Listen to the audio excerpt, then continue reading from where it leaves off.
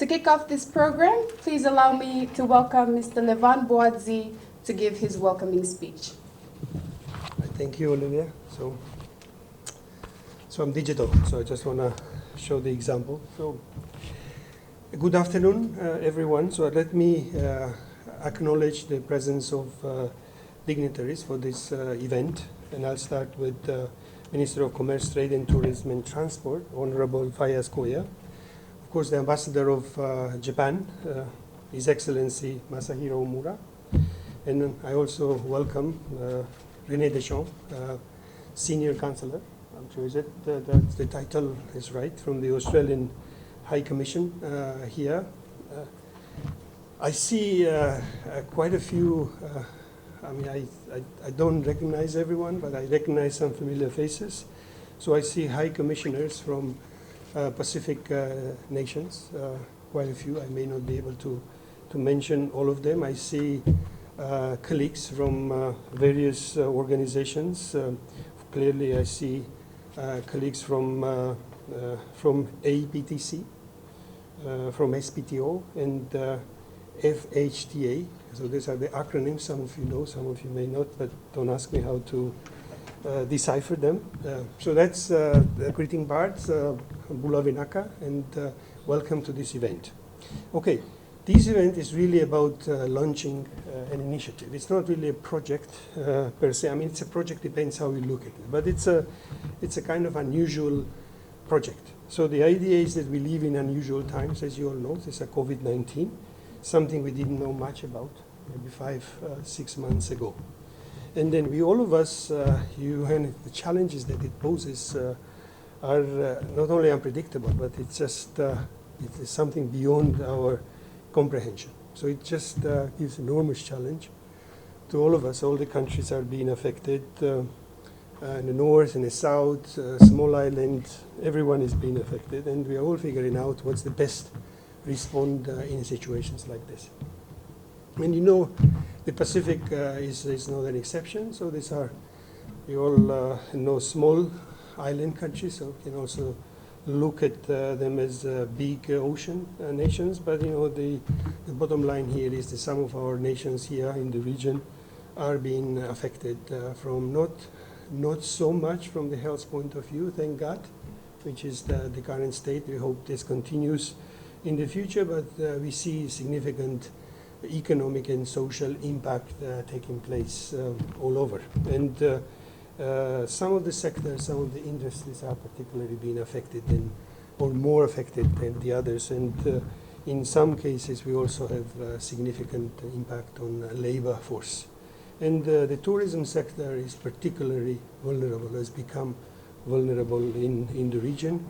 And some of the nations of the Pacific, Fiji in particular, Vanuatu, and Cook Islands, you can name quite a few countries that are being affected, I would say, rather significantly, both in terms of possible loss. We still don't know how possible it is, but the loss of GDP, also employment, livelihoods, incomes, etc. So you all know it's an enormous challenge, and the entire United Nations system, which I represent, one of the development organization of the United Nations system, and the international community, multilateral banks, the private sector, everyone is trying to figure out how to respond to the crisis.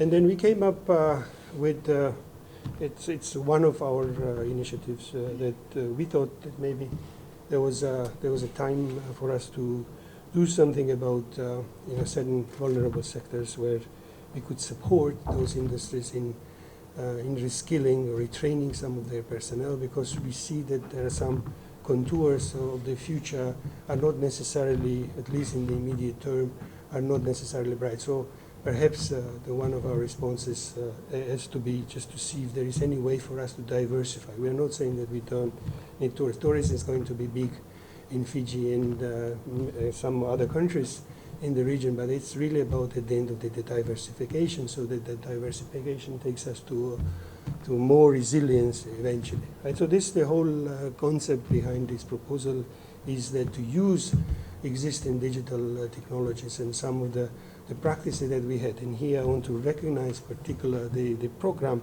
that we run together with our partner agency with which we do enormous amount of work, especially in our Pacific Financial Inclusion Program, which we administer together with United Nations Capital Development Fund.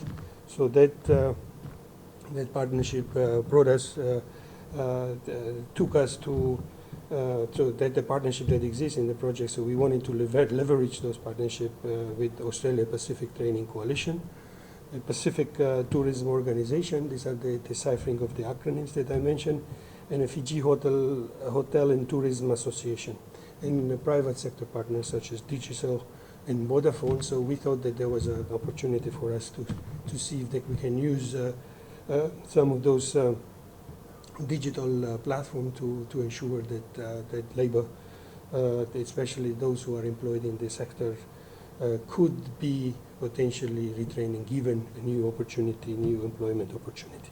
And then this was linked with the global project that UNDP, my organization, has developed together with the government of Japan. And I really want to use the opportunity to thank the government of Japan for their enormous support to United Nations system and UNDP in particular. Japan is one of the biggest partners globally, and within these global projects, Japan has been generous and kind enough to allocate about 65,000 million United States dollars.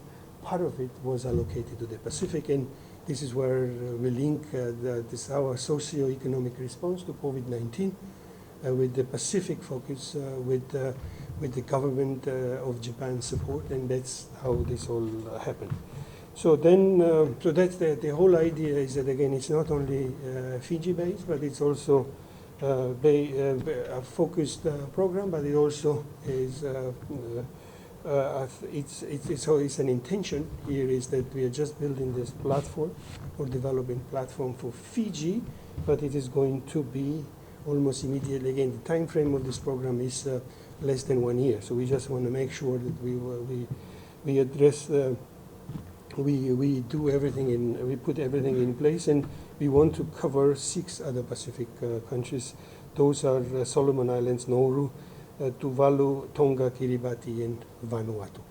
So that's an ambition. That's an ambitious plan. Again, I use I don't want to talk much. I think I've spoken too much. So I just want to acknowledge once again. So this partnership, everyone is as a partner, and importantly here, I also want to emphasize that our main partner in this initiative, Australia Pacific Training Coalition, APTC, is generously supported by the government of Australia. So in a way, so we are having a partnership which is not only that brings together the diverse partners, but also we have 2 important partner nations for the Pacific region who have been very generous. The Pacific in some ways coming together in this exercise. So we are using the platform that has been created with the assistance of the Australian government and with the Japanese funding. So we are going to make impact